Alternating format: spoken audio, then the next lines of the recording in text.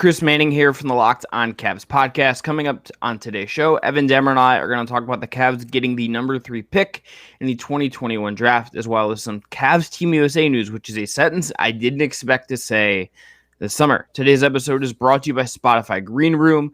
Download the app and join Evan and I, next week, but we did one last night. You can check it out in the feed right now if you want to get an idea of what some of our green rooms will be like and get in on the action. Spotify Green Room, changing the way that we talk about sports. Evan, Tuesday night, big night for the Cleveland Cavaliers. Mm-hmm. According to Koby Altman, the Gilberts are on a nice vacation in parts unknown. Good for them.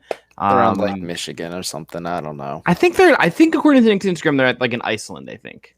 Well, it's international. He said international. I was listening during the press conference, buddy. I'm joking, and I thought it was funny. Kobe's like, you could look it up on Instagram to see where they're at, but he's like, honestly, we'll get into the Kobe of it all because that was quite a very Kobe because you stole my thunder. I was ready. I was on my game. Not going to ask about bow ties. And then I literally like raised my hand once. I think Marla asked about it, or somebody hinted at maybe trading the pick, and no one really did. I'm like, okay, I'm not going to ask that. And then I'm like, I'll ask about Team USA. He talked about it without talking about it, I think. Yeah. He's not like, you know what I mean?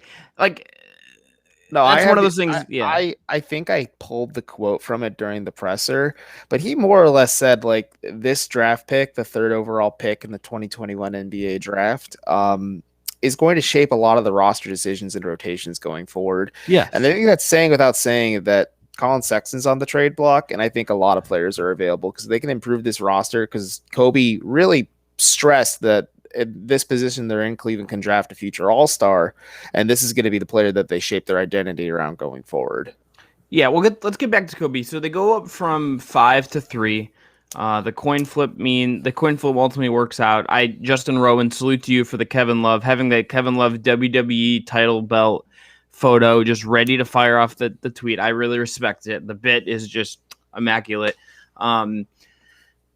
This was just like a win night for the Cavs. Like we'll see what they do with it. We'll see what the summer holds. There's just like a lot out there that like people can like get mad at us and telling me to like cut off my fingers or whatever. With like what's going on with the team and like with Sexton, like I some of that stuff is just like out in the ether, and like it's what is they're discussing. And like last night I thought the two most notable things were obviously getting the number 3 pick, which we can talk about names and stuff, but also something I want to say for Team USA, which is Koby Altman like going out of his way to praise Darius Garland in a way I can't remember him doing in his like 2 media availabilities before. Like I asked him the Kevin Love Team USA question because I wanted to know what he thought about it. Gave a good answer, gave a good quote about it, and I think like pretty summed up like our take on it. And then he's like, by the way, just so you know, Darius Garland's playing on Team USA Select. But we're gonna come. Let's put a pin in it. Do you think Kobe knows you talk mad crap about him, and that's why he shared that little nugget with you? No, I was actually pretty happy they put me in the queue. You know, they put me up in the queue a little bit. They put both of us in the queue, but I took myself. But I wasn't like, I was ahead of like people that are like, you know, are older than me or whatever. But Evan, let's talk some Spencer names. Davies is the same age as you. I'm just saying, like, have been around, like, had longer, like, usually get called on before me. Chris, Evan, this is not what I want to talk about. What are you doing to me today? Let's talk about names. I'm annoyed that you don't have Joker Baby Yoda on your shelf. It fell off. It literally was up here, and then like when I got up to open my door to fix my internet connection, it fell off. It is cursed like Annabelle, but yeah, 100%. This is not even the real me. This is like a doppelganger. But let's talk about some names. So it seems like Cade is obviously going to go 1. Like that athletic tweet that is out there about Jalen Green. Let me talk about it. If you read the piece, the tweet is taking that a little further than the piece actually suggests. They are of course going to do their homework. But when Cade Cunningham is like, the leak is not like I want to go somewhere else, blah, blah, blah. It's like, I'm only going to be with Detroit. They're going to end up taking Cade.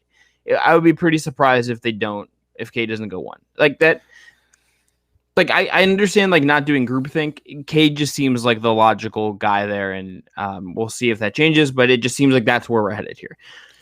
I think the draft just Houston being 2 ahead of the Cavs and like some of the Jalen Green linkage there with them, and them having Christian Wood is where this makes interesting. And I don't think Cavs people that are on Twitter being like, worst case scenario is Jalen Green goes too, and like you have to like pick a center again. Like that's underselling Evan Mobley, I think. But I also I get being like, you got the third pick. Like that's just a good spot to be in. You can do something with that. That is more important than like the name you've already emotionally attached yourself to. Even though last night on our Spotify Green Room, literally everyone that we polled for the pick was like Jalen Green. Like literally every single person in the chat and on our panel. To be fair, I think Evan Mobley won't be available. I know the Rockets have Christian Wood, but I don't think that's going to stop them from taking Evan Mobley. Because the Rockets have some interesting pieces in KPJ, Christian Wood, and I guess Gary Trent Jr. is intriguing as well, but you need a star. And other than Cade, and we had Chad Ford on the Locked On NBA draft show. Gary Trent Jr. is on Toronto, not Houston. Sorry, not Gary Payton. That's what I meant this second. But either way, Chad Ford said if Cade Cunningham wasn't in this draft, Evan Mobley would be the consensus number one, because I personally hate the term unicorn. I think it's just like, you're putting a little bit too much of an onus on a young kid. But you do get those Chris Bosh vibes. You do get some Anthony Davis vibes on the defensive end. Like and he has the ability to stretch the floor. He is intriguing as a playmaker in the short roll and as a tertiary playmaker as well. Like Evan Mobley has such an interesting toolkit that you could build around that, and you don't have to start with the 5 right away. If he does go to Cleveland, he can play the 4. And I know I say they should trade Jared Allen, because I think eventually Mobley's going to play the 5. He is skinny right now, but he'll get bigger with NBA conditioning and training. But I don't think Houston's going to pass up on who I believe is the clear second best player in this draft class. And then I'm kind of just piecing through this right now, and I'll remain on this stance. I think 3 was the second best scenario. 1, obviously, first being the best scenario because you get Cade in the best player of this draft, but you get the 3rd pick and you get whoever's left between Jalen Green and Evan Mobley. It's a win-win scenario for Cleveland. And now you don't have to do the hand-wringing of who should we pick, who should we not pick, because either way, you're still getting a good player. 4 is where it became a little less than ideal. And then beyond that, it just was a gradual decline. So I think just for our conversation here, the names are Mobley, Green, and then Jalen Suggs would be the 3rd name that we're going to probably talk through, right? Those are the 3. Or Scotty Barnes. Scotty Barnes is starting to shoot up draft boards a bit. 3 feels like a tad high for him to me, unless something is just crazy. But I don't know, man. Chad Ford said last night he would not be surprised if Scotty shot all the way up to he was in consideration at 2-3. I think that's right. I just think there are things with him that I think are he doesn't quite, for what Cleveland is signaling they want to do. He is not exactly what I think they're signaling in terms of what Koby is kind of saying, and I think what you and I have kind of been talking about. But I wanted to ask you a question before we go into break here. So there has been already some folks wondering if the Cavs should trade the pick. This was one of the discussions Jay Kyle Mann and the Ringer crew had on their green room after the draft, which I think Jay Kyle's Kyle's one of the best draft people you can follow out there, and KOC was talking about it as well. I am not a trade down person. I'm not even a put this we'll talk about this in the Ben Simmons episode that we're going to drop tomorrow. I would not even really include the pick on a Ben Simmons deal at this point. I think you don't want to ruin your infrastructure by dealing this pick. I think this is such a big pick in a lot of ways. But if you got off for 2 lotto picks, would you trade? I guess, is there any scenario where you would seriously entertain trading down from 3? I think I would have to be kind of really blown away to still accomplish, I think, what you want to accomplish with this pick. I would rather just get the guy, and if that, again, I think you're going to see something this summer that is going to shake up the core 4 that they are Koby did talk about, but I wouldn't say is locked into kind of what they're doing here. Yeah, and I asked about this last night. They said if the pick didn't land in the top 3, they'd probably strongly consider trading it. But at this point, since it is 3rd, it feels like it's virtually off the table. And I'm not saying it's entirely off the table. Let's say a superstar says, I want to go play in Cleveland, and the team who approaches Cleveland says it's going to cost you the 3rd pick. I think it'd be remiss of the Cavs not to do that. But like you said, I think it's going to be more so players existing on the roster. It might be one of the core 4 pieces. I think Jared Allen could be an option if they really believe Evan Mobley's a 5 and they want to get some capital now and try and capitalize on his strong season, or Colin Sexton, who I know this is crazy, but I've been getting a lot of vibes and reading this everywhere. Like a lot of people who are more plugged in than we are when it comes to draft stuff. And Trevor Magnotti always gave me something handy, where he said, like, when people are saying stuff when mock drafts are going out,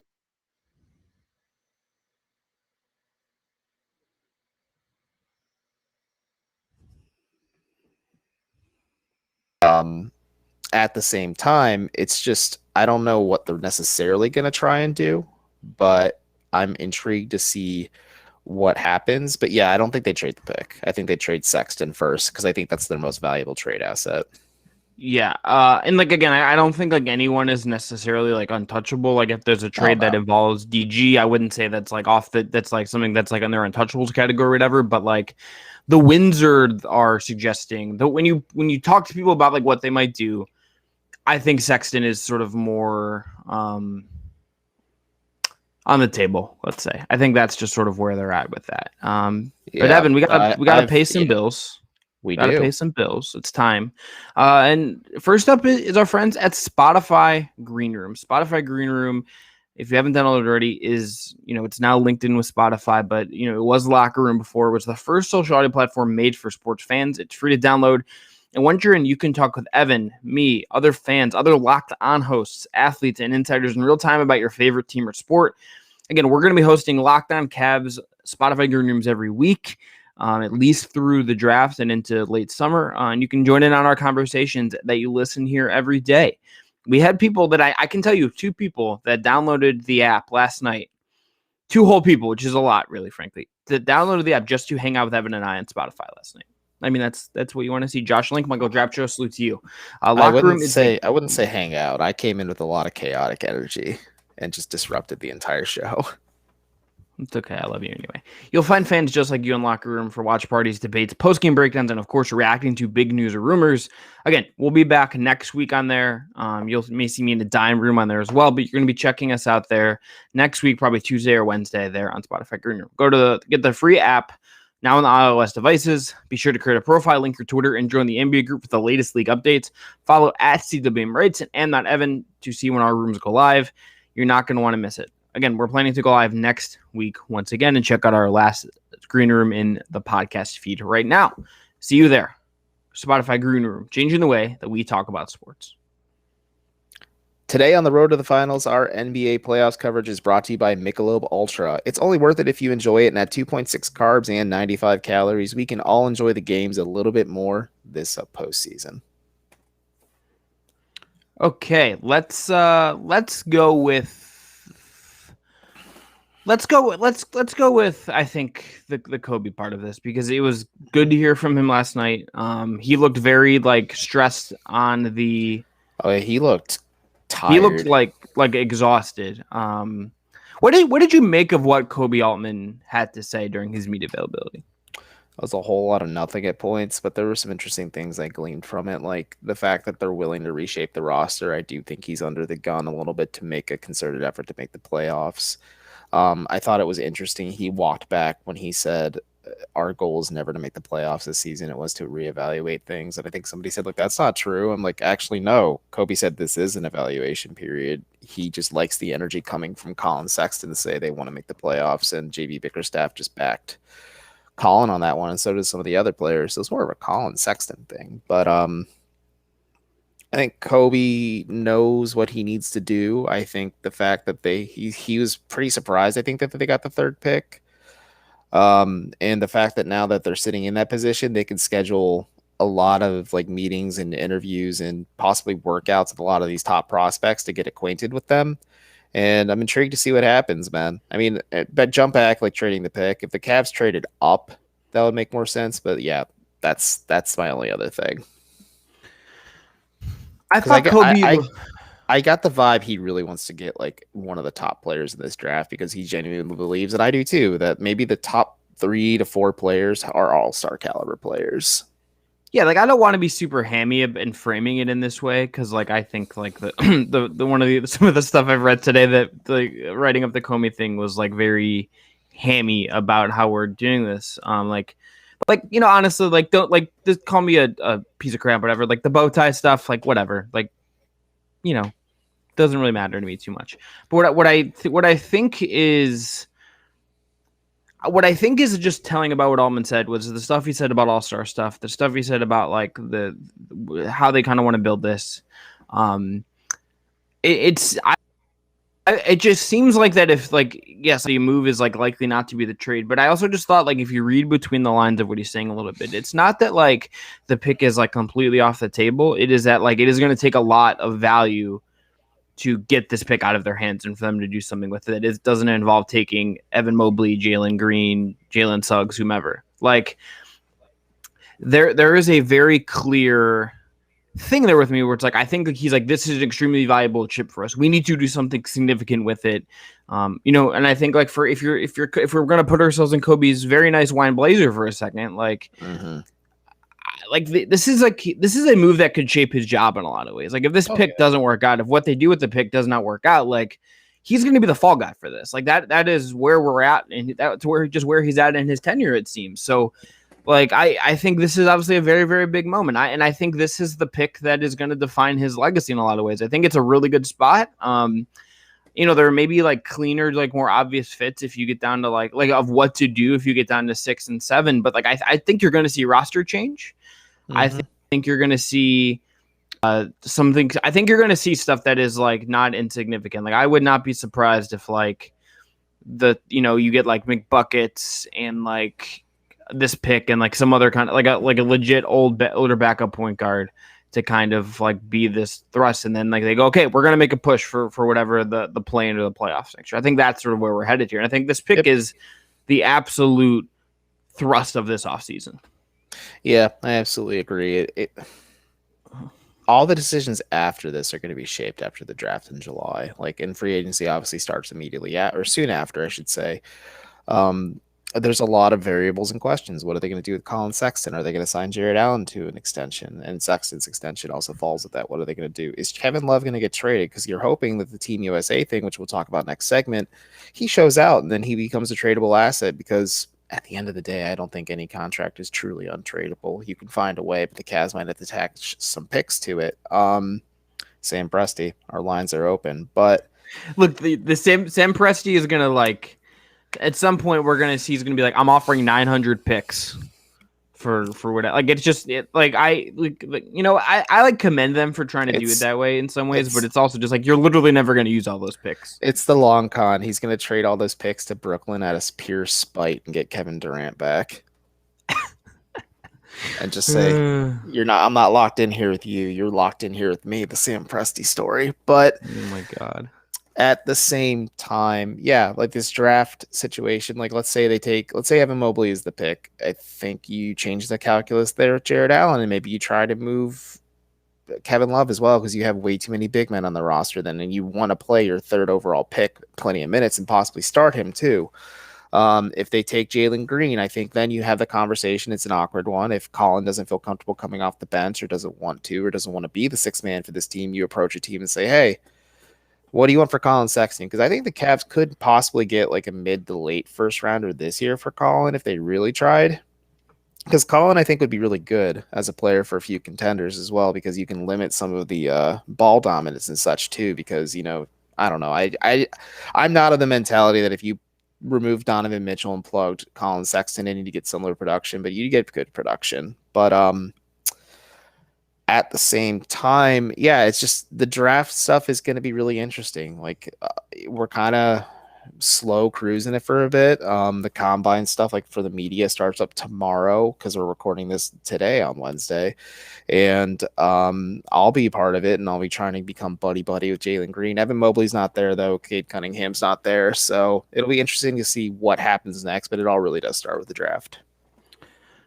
The other thing I'll just say is Kobe said, this is, I think, the most standout quote from what he had to say. Quote, it's hard to project anything. You can't say with 100% certainty that someone is going to be an all-star, but when you go through drafts, the first thing you looking for is that superstar.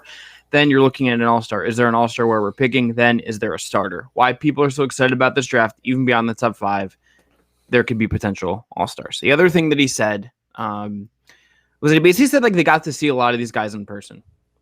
which like was not the case really in the lead up to last year. No. He And said this year they couldn't see a lot of players in person because of like I empty thought arenas and I everything. generally might not be like I thought they saw them in the bubble. Oh, you're right. They saw like last year, weird process, but they got like 75% of the season for like the college guys, and this year it's like obviously much more limited. Yeah, it's mostly watching tape and chatting with coaches and scouts and stuff. Yeah. Yes. You're right. I'm none of my noggin. I clearly need to drink more coffee out of my locked on. Yeah, clearly you were listening to Koby. Well, sometimes I ask that question, and then sometimes when I ask a question, I like fake black out for like 5 seconds. That's fair. That happens to me sometimes where I'm just like, my mouth just starts going and I don't know what I'm saying, and Colin Sexton asks me to speak up, so it's all good.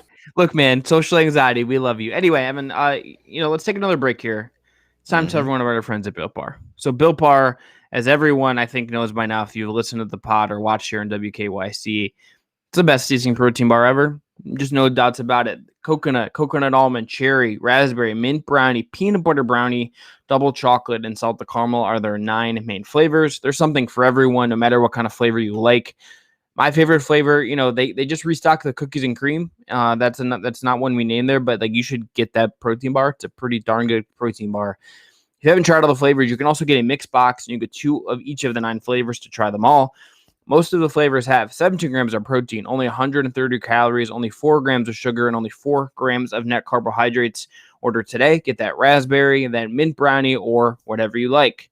Go to BuiltBar.com and use the promo code LOCKED15. Yes, that's locked, LOCKED 15, and you'll get 15% off your first order. Again, promo code LOCKED15 for 15% off at BuiltBar.com. Today's episode of Locked On Cavs is also brought to you by BetOnline, the fastest and easiest way to bet on all your sports action. Baseball season is in full swing, and you can track all the action at BetOnline. Get all the latest news, odds, and info for your sporting needs, including the MLB, NBA, NHL, and all of your UFC, MMA action. Before the next pitch, head over to BetOnline on your laptop or mobile device and check out all the great sporting news, sign-up bonuses, and contest information. Do not sit on the sidelines anymore, as this is your chance to get into the games as teams prep for their runs to the playoffs and a possible championship. Head to their website or use your mobile device now to sign up today and receive your 50% welcome bonus on your first deposit, but only if you use the promo code LOCKEDON. BetOnline, your online sportsbook experts. All right, Evan, let's talk about Team USA. Do you want to start with Darius Garland, or do you want to start with Kevin Love? Let's start with where you stole my thunder, Darius Garland. I didn't steal your thunder. I'm teasing, but no, I asked a Kevin Love question, and Koby Altman just divulged that to us. I know. It's pretty cool. There's going to be 3 Cavaliers possibly at Team USA. I don't know what Jared Allen's going to do yet. I heard he does not want to do Team USA with Tokyo. He was extended an invite, and he said no thank you, and it's because of his pending free agency. He doesn't want to risk injury playing non-paid basketball right now. But Kevin Love will be going. Darius Garland will be part of the select team, so it's kind of cool to have 3 Cavaliers in the fold there. And I don't know, the Kevin Love news is surprising, but the Darius one, not so surprising. I think his star is rising. I think this was season 1.5 with like 0.5 being his rookie season. Like we finally got to see like a full-ish season of Darius, and I'm excited to see what the future holds. And I think this is only going to be beneficial for his growth and development. Yeah, I think this is good. I think obviously it's a sign that the broader basketball community, so to speak, is seeing something in him. I think Koby was right about that. I think it's just going to be a good experience for him to get around, to, like, just to be there for that little bit. Like, he's obviously not going to go to Tokyo. Like, I don't know if I think like he has like chance. Like, I'm not here to like prognosticate like what his chances are of being on like an Olympic team in the next cycle or whatever. Like, I don't really know if like how that'll shake out, but I think like him being on a select team, getting to go these workouts in the summer, get like some really, really high level 5-on-5 basketball is just really good for him. It's been a weird 2 years. This is obviously like, he's never played Summer League, never will play Summer League. This is like a very good example for him to get in those environments and learn. Like, I mean, if you remember, Kyrie getting involved in these was one of the things that really, I think, elevated him, and he got to interact with Kobe and interact with Bron a little bit, interact with some like veteran guys, and it was something that helped Kyrie, and he talked about how it helped him. Yep. I'm not really surprised about the Kevin Love of this, to be honest with you. This had been sort of out there a little bit that this was kind of a possibility for a couple of weeks. His agent announced it through Woj yesterday. And just so everyone knows the Jared Allen part of it, Kyle Lowry is another player that's got offered, is going into free agency, and is not going to go to Tokyo for those reasons, which I think is Kevin Love did this in 2014. Kevin Love has not played for Team USA proper in 9 years is the thing that I think it's been since 2012, because in 2014 he does not play due to the Wiggins stuff. I think him and LeBron both declined invites in 2016, if I'm remembering correctly, after the finals and everything like that. Because Kyrie played, that's when he had they partied on the yacht and people got mad at him for reasons that you can go look up, which are very funny. Not necessarily funny, but very Kyrie. And then was that when but Kevin Love, I think highest? Maybe. No, it wasn't Zika. It was Kehlani? Zika. No, it was Zika. It was Zika. No, the virus, the Zika virus. Oh, no. I'm talking about him partying on the yacht with and I'll Rio. tell you off. Yeah, but there's Rio. a reason some people online got mad at him. I'll tell you. I'll text it to you, and you can laugh, and then we can talk about it on air. I'm not talking about that on air. I totally forgot about the Zika virus, to be honest with you. Just totally Same. COVID has just warped my brain. This is I think a win-win for the Cavs and Kevin Love, because Kevin Love is going to get to go, and he's going to get to shoot a bunch of threes and play alongside the world's best creators and look awesome. He's going to look awesome if he's healthy, right? Oh, Kevin Love's game is tailor-made for international hoops. He's going to play the 5. He's not going to enjoy it that much, but he's going to be coming off the bench like Carmelo did back in the 2012 Olympics or 2012 Olympics, where Carmelo would just absolutely torch people off the bench. And like you said, Kevin Love's going to look great, and he has had a noticeable drop-off in quality of teammates around him since Kyrie was traded and LeBron left. So, it'll be fun. Plus, he can get familiar with Dame Lillard, which is always helpful. It can really grease the wheels to get him to Portland, Well, this is the thing. It's the thing with him in this is that he is this is a chance for him to go look really good. Because if you saw the reaction to this, a lot of people are like Kevin, it's a fair to wonder, is Kevin Love a top 50 player at this point? I think that's a very fair discussion about where we're at with Kevin right now. I don't know why, if what I said or what I texted you is why you're acting that way, and I hope it's yes. Yes. I'll look.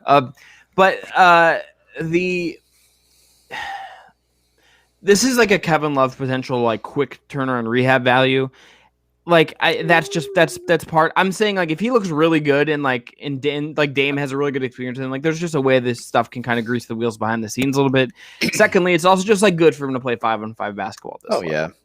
He has not played a ton of basketball in the last 3 years. The only risk you run is him possibly getting injured, and I think you play limited minutes on Team USA. All 12 players play meaningful basketball on that team, so he'll play 10, 15, possibly 20 minutes some nights. So I don't know. I think he'll come off the bench. I don't think he'll start because Bam's going as well, and I think you start Adebayo and Draymond together, and then you kind of tinker that a little bit, and then you just watch Dame go nuclear from the perimeter. This is going to be a fun squad. It's going to be a lot better than last time Pop coached the Olympics. Better than the World Cup squad too. Yeah. Man, do you remember when Kyrie was on the World Cup squad and he won most outstanding player? Him and Harden were just absolutely destroying people. That was such fun basketball. Team USA, when it's cooking, is really fun. I think there's games where you could see Kevin start. They'll rotate out a little bit, and he might just I think Pop will be cognizant of not overtaxing certain players too. Yeah. Well, because you're gonna have you might have Booker going from the finals basically to Tokyo, which is Chris Paul. Chris Paul's not going. Oh, he's not now? No, he got in Woj. There was the Woj Shams conflicting reports, and Woj was correct. Here's the roster as of right now. I'm confirmed to be playing. I think this is so Dame Lillard, Draymond Green, Jason Tatum, Bradley Beal, Devin Booker, Kevin Durant, Bam Adebayo, James Harden, Chris Middleton, Kevin Love, and Drew Holiday. Yeah, I see. And players that have ruled themselves out, that aren't going to play would be Lowry, Chris Paul, Donovan Mitchell, Stephen Curry, Jimmy Butler, Anthony Davis, LeBron James. There are a ton of finalists. They include Jared Allen, who you've reported isn't going to go. Jeremy Grant is a notable name. Well, they only have one. They only have one roster spot left. Correct. So maybe it goes to like a Zion. Like maybe it goes to, Cade. Could go to Cade. Could go to maybe DeRozan. Maybe like DeRozan or Joe. You're gonna whatever it is. Like 2012 when Anthony Davis was like not even drafted yet, and they added him to the roster. Yeah, and then obviously most famous examples like Leitner going on the Dream, the Dream Team, like but way back in the 90s. It's not uncommon for Team USA to use their last roster spot on the best collegiate player from the season prior. Who's the funniest player that could put as a 12 spot? Because I have an answer for this. Andre Drummond. Oh, that's funnier. I was going to say he can embarrass the Lakers on a national stage, then he can embarrass the United States on an international stage. Oh, what a year for Andre! Create some great content. Just do some great vlogs from Tokyo. And he is a candidate still because he's still in the pool. Yeah. So is Brook Lopez. Plumlee's a candidate. Miles Turner, although I doubt he'll play due to the injury.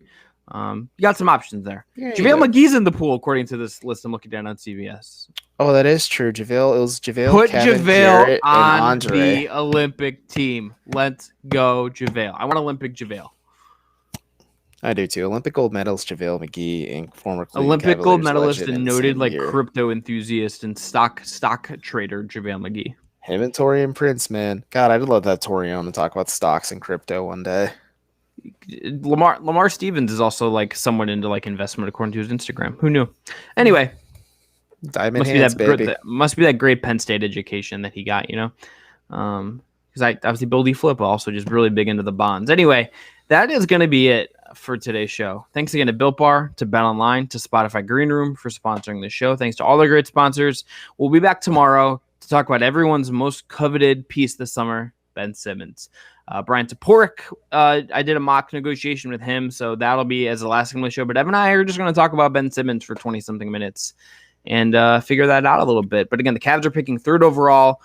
Jalen Green, Evan Mobley, Jalen Suggs, probably the three names we need to think about the most. We'll probably get some great guests on to break down these guys and break down this whole draft and see where the Cavs are going to go from here. It's a little over a month away. It's going to be a quick sprint to it, but it's going to be a lot of fun. Make sure you're tuned in. Subscribe wherever you get your podcasts.